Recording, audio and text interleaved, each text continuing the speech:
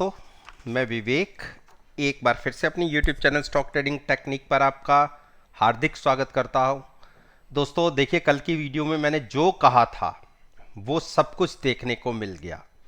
कल मैंने कहा था कि निफ्टी और बैंक निफ्टी दोनों ही बहुत बड़ा वॉलेटाइल एक सेशन दिखा सकती हैं और दोनों ने उसी तरीके से रिएक्ट किया। कल के दिन में मैंने निफ्टी के अंदर जो नीचे का टारगेट बताया था वो ये ट्रेंड लाइन को ही बताया था।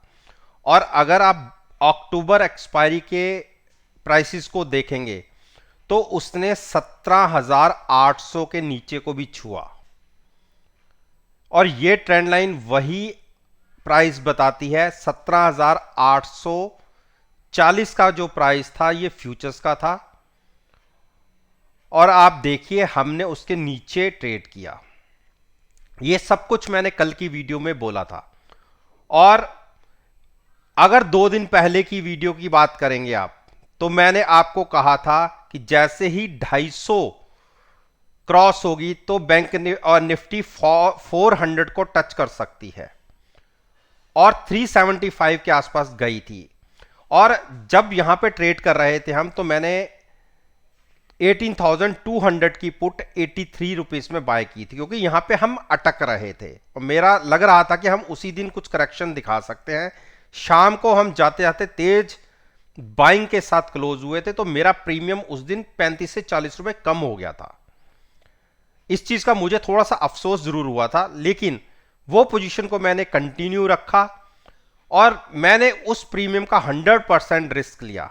आज मैं बहुत प्रॉफिट में तो नहीं निकला निफ्टी के उस पुट के अंदर से, केवल 30-32 रुपए का ही मुझे प्रॉफिट रहा मेरे प्रीमियम के अलावा।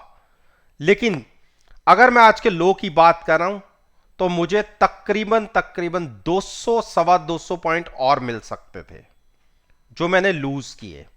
लेकिन जैसा कहा था वो टारगेट हमें देखने को मिला। आप मेरी कल की वीडियो जो नीचे लिंक, जिसका नीचे लिंक है डिस्क्रिप्शन बॉक्स में, आप उसको देखिए और आपको समझ आ जाएगा कि मैंने क्या कहा था। तो क्या अब हमें यहां से रिकवरी मोड में आना चाहिए? अब क्योंकि हम नवंबर सीरीज के पहले दिन के अंदर ट्रेड करेंगे। देखिए, ये जो आप ट्रेंड लाइन देख रहे हैं, कल के दिन के हिसाब से इसका प्राइस बनता है 17,844 और हम जहां ट्रेड कर रहे हैं वो है 17,895, यानी 50 पॉइंट्स ऊपर हम ट्रेड कर रहे हैं। अगर हमने इसके नीचे ट्रेडिंग शुरू की तो आप देखिए 17,600 आपको एक सेशन के अंदर ही दिख जाएगा। तो 750 की तो मैंने पीछे बातें भी की थी कि निफ्टी 750 तक गिर सकता है और आज हम तकरीबन 800 हमने ब्रेक किया।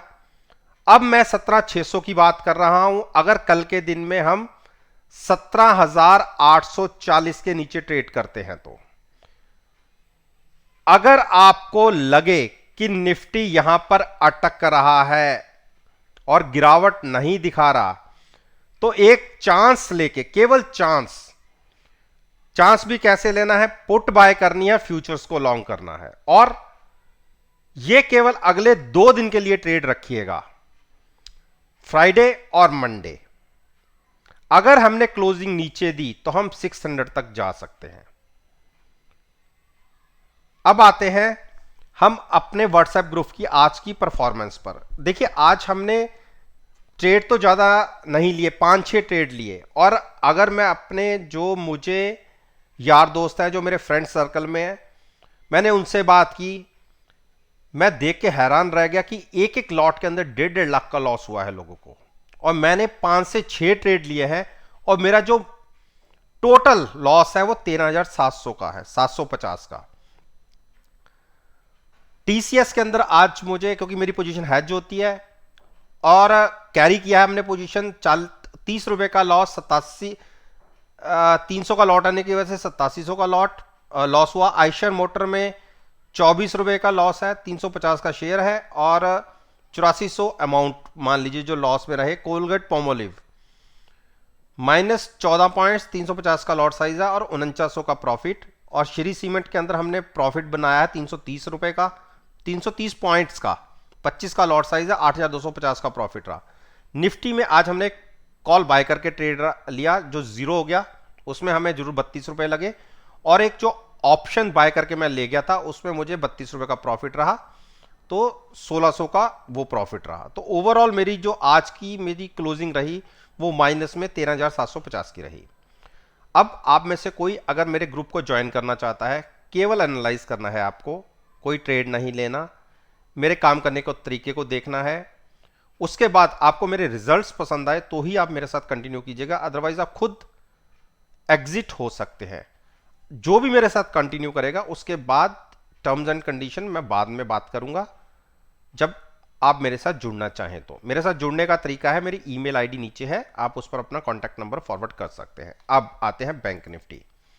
अब मेरी बैंक निफ्टी की भी वीडियो को देखिए, उसमें मैंने क्या कहा था कि 39,200, पहले 39,450 बोला था मैंने कि हम वहां तक आ सकते हैं, और उसके बाद 39,000 तक हमें दिख सकता है। अगर 39,000 ब्रेक होगा तो हम 38,000 तक भी जा सकते हैं। तो जिसको बाय करना हो 39,450 या 39,000, जहां पर अच्छा लगे बाय कर सकते हैं, साथ में पोजीशन को हैज रखिएगा। और गिरावट कंटिन्यू होती है जिसकी पॉसिबिलिटी बैंक निफ्टी में लग रही है मुझे निफ्टी की बजाय, तो उस केस में 38,000 के टारगेट्स आपको दिख जाएंगे। और मैंने जिस दिन हम यहां पर हाई पर ट्रेड कर रहे थे, और आपको पता होगा मैंने शॉर्ट करके ट्रेड लिया था और मेरे को बहुत अच्छे पैसे बने। मैंने 41,650 के आसपास तक ट्रेड लिया था शॉर्ट पे, और साथ में कॉल बाय की थी। कॉल का प्रॉफिट बुक किया 300 रुपए और शॉर्ट कंटिन्यू रहने दी। आज सुबह मैं एट पार एग्जिट हुआ क्योंकि मुझे कॉल में 300 रुपए मिल गए थे। लेकिन अगर मैंने शाम तक पोजीशन होल्ड की होती तो आप देखिए मुझे 1,000 पॉइंट से भी ज्यादा प्रॉफिट रहता। केवल एक लॉट की बात करता तो 25,000 का, लेकिन सुबह ही निकल गया क्योंकि मैं प्रॉफिट में था, मैंने होल्ड नहीं किया और एग्जिट ले लिया। आज शाम तक अगर हम बात करें बैंक निफ्टी की तो एक बेयरिश क्लोजिंग है, इसमें एक बड़ा ब्रेकडाउन दिख रहा है मुझे। मेरे को यह लगता है कि 39,150 भी हम ब्रेक करेंगे और 38,000 की तरफ हमारी जर्नी होगी। आपकी चॉइस है, 3945 पर 50 पर बाय करना चाहते हैं, 39,000 पर बाय करना चाहते हैं, या 38,000 पर बाय करना चाहते हैं। जहां पर बाय करना चाहते हैं आप बाय कीजिए, पोजीशन फ्यूचर्स में लीजिएगा, साथ में at the money put buy कीजिएगा, और नजरिया कम से कम नवंबर एक्सपायरी का जरूर रखिएगा। रिलायंस देखिए, रिलायंस में भी एक मैंने पुट बाय करके ट्रेड लिया था, तो थोड़ा सा प्रॉफिट एग्जिट करके परसों निकला था, लेकिन आज क्लोजिंग अभी तो वीक नहीं है, लेकिन अगर कल गैप डाउन खुल गए तो हम 3490 तक जा सकते हैं। तो बिल्कुल जिसने शॉर्ट पोजीशन कल के दिन में लेनी है वो भी ले सकता है, कॉल बाय करके फ्यूचर सेल कर सकता है। जब तक स्टॉक 2650 के 2640 के नीचे है तब तक तेजी नहीं है। एचडीएफसी बैंक में मैंने क्या कहा था आपको कि 1600 के आसपास आपको स्टॉक मिलेगा और आप वहां पर बाय कीजिए। इंट्राडे में तो हमने 1590 भी ब्रेक कर दिया। तो अगर बैंक निफ्टी में जैसे गिरावट आनी है, और मैंने अपने कहा था कि मैंने एचडीएफसी बैंक में मुझे बड़ी गिरावट लग रही है, मेरी वीडियोस को देख सकते हैं, उस हिसाब से आज ही इसमें गिरावट आ गई। और मेरे हिसाब से अब अगर कल हमने गैप डाउन ओपनिंग करी और हमने नीचे ट्रेड शुरू किया तो एक बार आपको 1560 भी दिखेगा, तो बहुत बड़ी सपोर्ट है, वहां पर आप लॉन्ग पोजीशन ले सकते हैं अगर नजरिया लंबा रखेंगे तो। नेकेड पोजीशन कोई मत बनाइएगा, और कॉल पुट में तो बिल्कुल ट्रेड मत कीजिएगा कि हमने फ्यूचर्स को इन्वॉल्व ही नहीं किया और हमने केवल कॉल और पुट बाय करके ट्रेड कर रहे हैं। देखिए, नीचे का डिप पर बाय करने की स्ट्रेटजी लेनी है तो फ्यूचर्स को बाय करना है, साथ में at the money put buy करनी है हैज रखने के लिए। इंडस बैंक ने देखिए ऊपर के लेवल से कितनी बड़ी गिरावट दिखाई और जाते जाते बिल्कुल एक स्पोर्ट पे क्लोज हुआ है। एक गैप अप खुले जरूर, उसके बाद रिसेंटली जो हाई था उसी हाई को टच किया जो इस दिन लगा था। आप देखिए 19 अक्टूबर को उसको टच किया और वहीं से गिरावट, और बेरिश हैमर है ये। कल के दिन में अगर हम 1165 ब्रेक करते हैं तो हमें 1120 के प्राइस देख सकते हैं।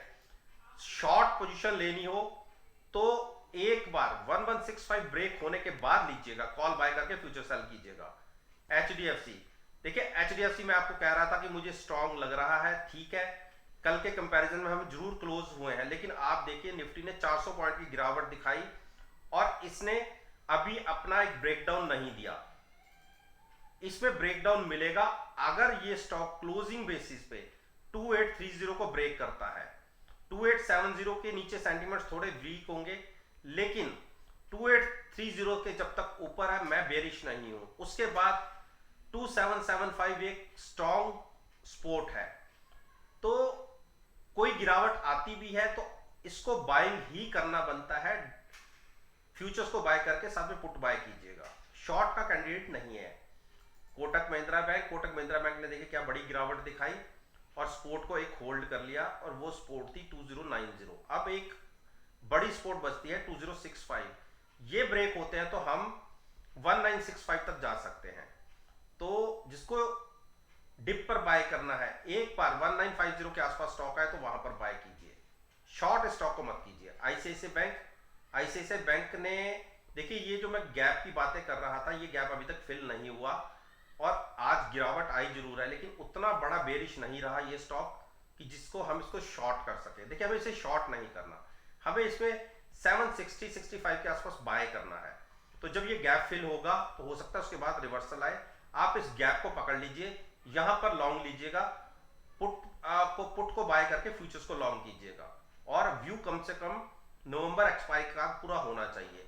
एक्सिस बैंक, देखिए एक्सिस बैंक ने बहुत बड़ी सपोर्ट ब्रेक कर दी 2 दिन के अंदर ही। देखिए इस वाले दिन के अंदर मैंने इतना बढ़िया पैसा बनाया था, इसमें 18 से 20 रुपए बनाए थे, और उसके बाद देखिए 2 दिन के अंदर ही हमने तकरीबन हाई से 100 रुपए लूज कर दिए हैं। 867 का हाई था और आज 753 का 110 पॉइंट से भी ज्यादा लूज केवल 2-3 दिन के अंदर।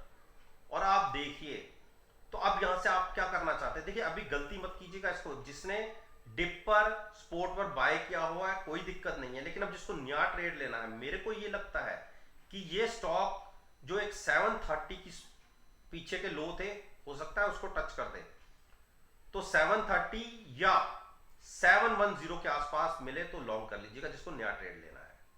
जो ले चुके, जिनके पास पुट बाय है, फ्यूचर्स लूंगा, कोई दिक्कत नहीं है, लेकिन जिसको नया लेना है 730 और 710 के आसपास मिले तो बिल्कुल ऐड कीजिएगा। शॉर्ट अब इतने नीचे के लेवल्स पे आपके नहीं करना, डिप पर बाइंग करने की स्ट्रेटजी रहेगी।